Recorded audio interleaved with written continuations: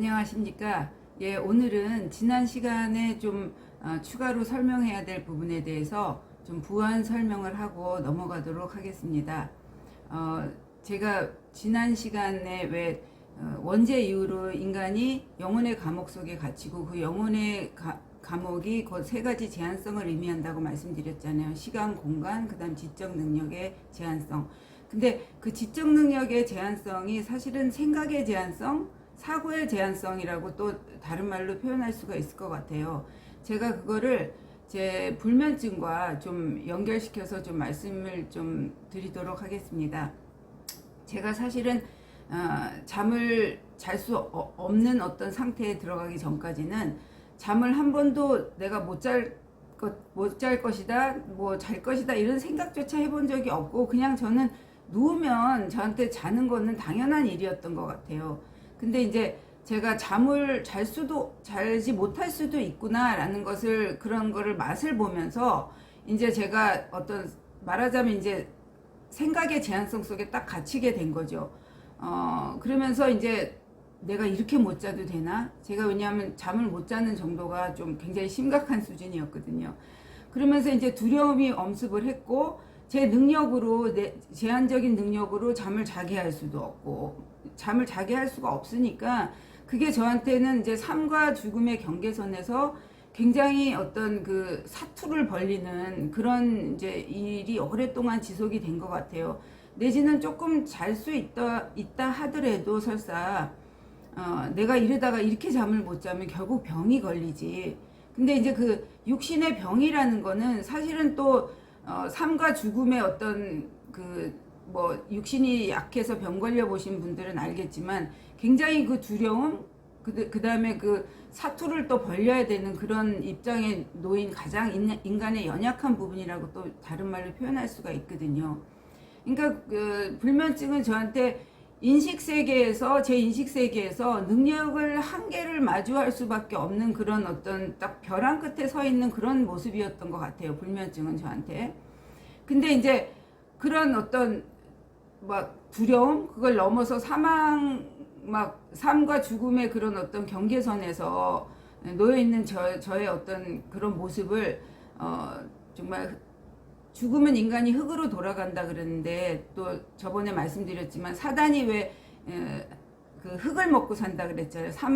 그러니까 결국은 사망 권세를 먹고 산다 이제 그건데 그러니까 그런 모습에 처해져 있는 저를 정말 사단이 정말 놓칠 리가 없었죠. 계속 끊임없이 이제 사망 권세로 이제 공격을 해왔던 것 같아요. 제가 또 다른 예화로 또 예전에 제가 들었던 또 어떤 이야기를 말씀드리도록 할게요. 어떤 사람이 이제 냉동고에 갇혔는데 냉동고라는 건 우리가 경험상 또 저희 인식 세계 속에서 아주 추운 곳이잖아요. 그리고 거기에 오래 머물면 죽는다는 거를 인식하고 있는 거잖아요. 근데 어떤 사람이 거기에 갇힌 거예요. 막 커다란 냉장고 있잖아요. 사람이 들락날락 할 수 있는. 근데 그거는 안에서 열 수가 없는 냉동고였대요. 밖에서만 열어줄 수 있어야 나올 수 있는 건데 이 사람이 그러니까 냉동고 속에서 막 이 냉동고 속에서 내가 갇혔는데 내가 이러다가 시간이 오래 지나면 죽지 이 생각을 한 거예요.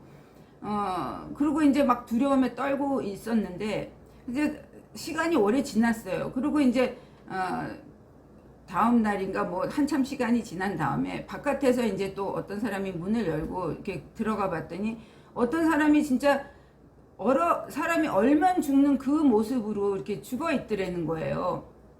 그래서 이렇게 봤더니 사실은 냉동고가 작동을 하고 있지 않았더라는 거죠. 그러니까 이 사람은 실제로 몸이 얼어서 죽은 게 아니고 자기의 제한적인 경험과 사고 그런 것 속에 이제 갇혀서 죽은 거예요.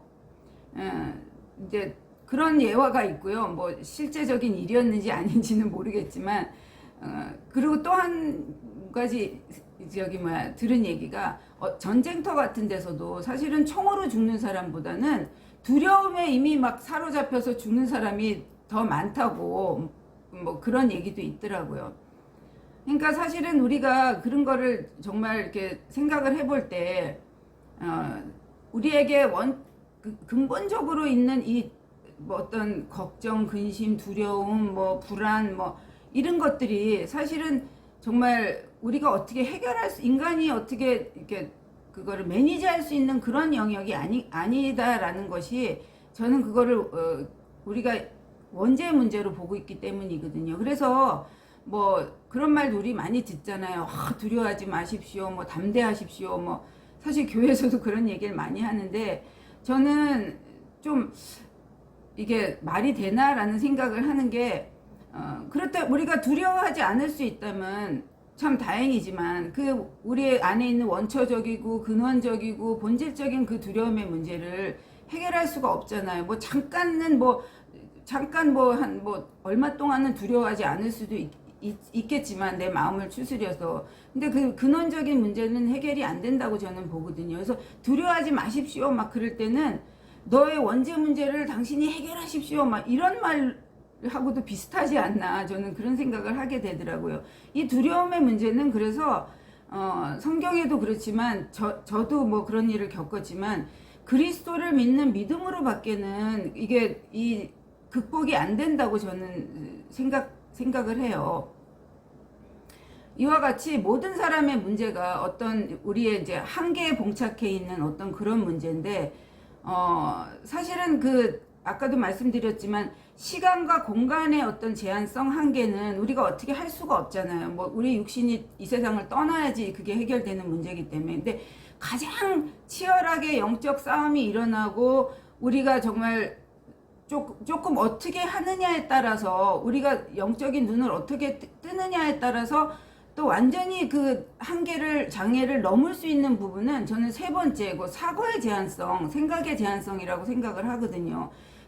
근데 사실은 이제 근데 그 생각의 제한성이 저번에도 또 제가 말씀드린 것 같아요. 철저히 내가 보기에 옳은 거, 선한 거. 그러니까 선악 분별에 우리가 왜 누가 너의 벗었음을 고하였느냐 이랬잖아요. 하나님이 아담한테. 그러니까 그거를 우리가 눈을 뜨면 안 되는데 눈을 뜨지 않아야지 오히려 자유롭고 우리가 능력자로 살아갈 수 있는데 눈을 뜸으로 인해서 오히려 제한성 속에 갇히게 됐다는 거죠. 그러니까 그걸 내가 보기에 뭐 저번에도 부모가 보기에 옳은 거, 선한 거 이렇게 말씀드렸던 것 같아요. 그래서 저는 그거를 철저히 물질 세계 관점 내지는 감옥 관점, 그러니까 프리즌 관점, 그 다음에 유괴 관점이라고 또 말씀을 드릴 수 있을 것 같아요. 만약에 우리가 가지고 있는 그 제한적인 선악 분별의 한계가 정말 맞다면은 사실은 뭐랄까 이 세상에 답이 있어야 되고요. 정답이 우리 인생의 답이 손 안에 쥐어져야 되고요. 또 만약에 그게 또 맞다면은 세상 것을 우리가 많이 가질수록 또 그 사람은 이제 아무 문제가 없어야 되거든요. 모든 것이 정말 충족이 돼야 되거든요. 근데 우리가 뭐 뉴스도 많이 보지만 우리가 참 어떻게 보면 육신적으로 되게 부러워하는 모든 것을 갖춘 사람들도 연일 뉴스로 뭐 사건들이 많이 터지고요. 뭐 그런 거를 볼 때 또한 또 인간은 영혼 육으로 돼 있기 때문에 육만 채워진다고 해서 그게 해결되지가 않거든요. 정신적인 영역 또 영적인 영역 다 그게 어느 정도 균형을 맞추고 하나님 안에서 그렇게 돼야지 그나마 우리가 주 안에 풍성한 삶을 이제 누리고 또 살 수 있는 거지 한쪽으로 치우쳐서 그게 채워진다고 또 채워지는 게 아니거든요.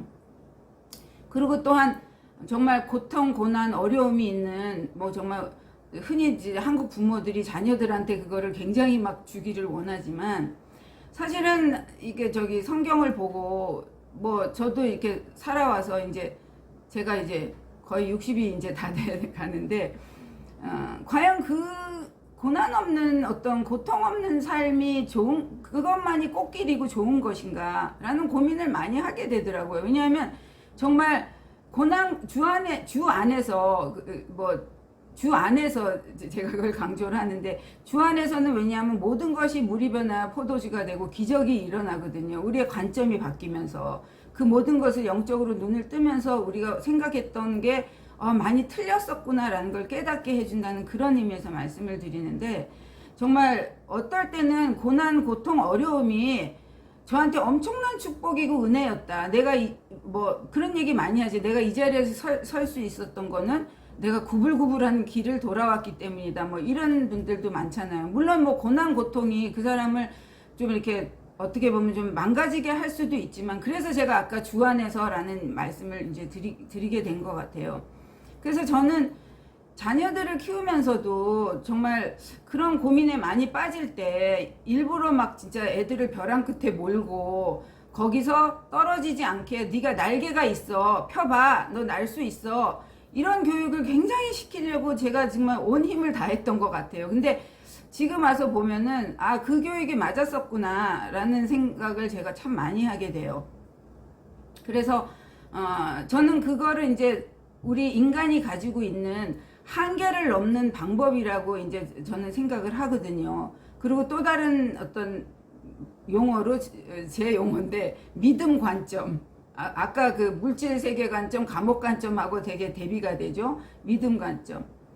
예, 그 믿음 관점에 대해서는 이제 계속 나올 거예요. 그러니까 오늘 얘기하면 또 너무 길어지기 때문에, 그런 면에서 우리 사람 안에 있는 정말 어떤 우리가 영혼의 감옥 속에 갇혀져 있기 때문에 있는 어떤 영적이고 본질적인 어떤 문제가, 뭐 지금까지 얘기한 걸 토대로 예를 들면은 뭐 그런 말씀 하시잖아요. 지금까지는 제가 그런 문제도 조금 짚고 넘어가고 싶어요. 뭐 교회에서 열심히 봉사하고 교회를 열심히 나오고 교회 건물 안에 들락날락 많이 하고 그러면 뭐 인생의 문제가 진짜 술술 풀릴 것 같고, 또 뭐 학생들 같은 경우는 막 성적도 막 하나님께서 막 쑥쑥 올릴 것 같이 그렇게 얘기를 좀 하시잖아요. 하는 분들도 계시잖아요.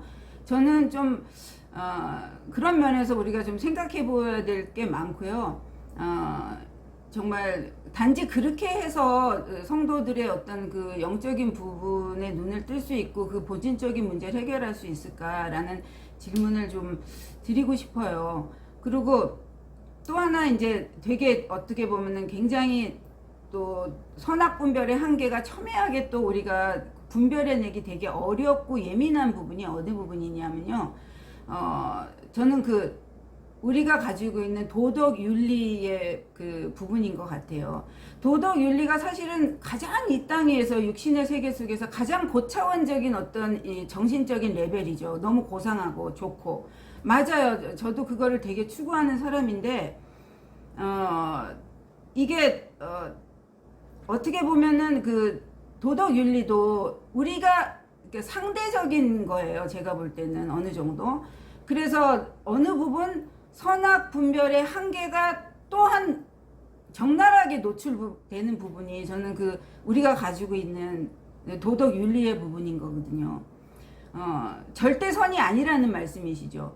근데 교회는 어떻게 보면 상대적인 어떤 비교 뭐 이런 거로 비교하고 저기보단 우리가 더 나아, 이런 것이 아니잖아요. 교회는 어떤 하나님의 몸된 성전이고 또 그리스도의 몸이기 때문에 절대적인 것만이 거기는 적용이 돼야, 하나님 입장에서는 적용이 돼야 되는 거거든요. 그렇기 때문에 어떻게 보면은 정말 사단이 정말 교묘하게 역사하는 부분이 이 또 도덕 윤리의 부분이 아닌가, 교회에서. 그렇기 때문에 교회는 제가 볼 때 절대적인 어떤 거룩성을 이게 적용이 돼야 되는 부분이지, 도덕 윤리로 가지고 막 적용을 해서는 그런 차원의 것이 아니라는 말씀을 이제 드리고 싶고요. 또 추가로 이제 말씀을 드리면, 그리스도를 알아감에 있어서 눈을 뜨고 우리가 그 성숙해 가는 어떤 그런 과정에서 그리스도인답게 사는 것은, 그것은 하나님 시각에도 그거는 맞아요. 근데 그런 거 없이 율법과 육신적인 접근으로 계속적으로 어떤 그냥 외형만, 형식만 그냥 그렇게 그럴듯하게 보이는 그리스도인답게 살아라, 사실은 내 속은 막 썩어져 가고 있는데 입으로 감사하고, 이게 과연 맞는 건지, 저는 그런 또한 생각들을 많이 이제 하게 되더라고요. 그래서 로마서에 보면은 14장인가? 예. 믿음을 쫓아하지 아니하는 모든 것이 죄니라라고 얘기할 정도로, 그러니까 여기서 얘기하는 그리스도를 믿는 믿음을 얘기하는 거거든요. 그러니까 우리가 그리스도를 믿는 믿음이 자라면서 어떤 외형적이고 형식적이고 행동 이런 것도 바뀌어야지 그게 맞는 거지. 이게 그리스도를 영적으로 영안이 열리지 않는 상태에서 내가 그리스도인답게 살고 뭐 외형적으로 감사하고 그런 거는 하나님 앞에 별 의미가 없다는 그런 말씀인 것 같아요. 네, 여기까지 말씀드리고요. 조금 이제 시간이 지났는데 저번 시간에 왜 좀 마지막 부분에 제가 또 하나님의 특성에 대해서 또 이렇게 말씀을 드렸잖아요. 그 전 시간에는 사람에 놓여 있는 어떤 상태에 대해서 뭐 영혼의 감옥 이거를 설명을 드리면서 그걸 잠깐 말씀을 드리고 예 넘어가도록 하겠습니다. 하나님의 특성이 저번 시간에 말씀드렸다시피 시편에 특히 잘 나와 있는데요. 하나님의 광대하심, 하나님의 위대하심, 하나님의 뭐 영원성 이런 게 그냥 굉장히 많이 적혀 있고요. 그거를 제가 저번 시간에 뭐 제가 비행기를 타고 뭐 올라가서 뭐 비교한 거 뭐 이런 얘기를 이제 같이 말씀을 드렸던 것 같아요. 인간의 어떤 얼마나 유한한 존재인가 하고 전만도 못한 존재인가 하고 하나님의 어떤 영원한 어떤 그런 거를 대비를 했던 것 같아요. 또 하나 대비를 하자면요. 하나님은 하늘, 예, 위, 영 이런 식으로 표현을 할 수 있는데 그거와 대조적으로 우리는 땅, 아래, 육 이렇게 또 표현을 드릴 수 있는 것 같아요. 그래서 세상 만물이 이렇게 돌아가는 이치가 어떤 그 파워, 에너지, 힘으로 이게 다 만물이 돌아가거든요. 그래서 과학자들이 어떤 거대한 힘에 의해서 뭐 빅뱅 이론 막 이런 게 다 에너지하고 연관이 돼 있는 게 아닌가 저는 그런 생각을 하는데 어쨌든 저는 크리스찬이고 하나님이 창조하셨다는 것을 저는 믿기 때문에 그것이 과학자들이 보는 그 빅뱅의 그 에너지가 저는 하나님의 능력이라고 이제 생각을 하거든요. 그래서 정말 하나님의 능력과 하나님께서 허락하신 어떤 이 땅 위의 물질 세계의 힘, 그게 어떤 세상에 돌아가는 이치거든요. 근데 저는 둘 다 아는 것에 있어서 굉장히 중요하다고 봐요. 한쪽만 알아서는 안 되고요.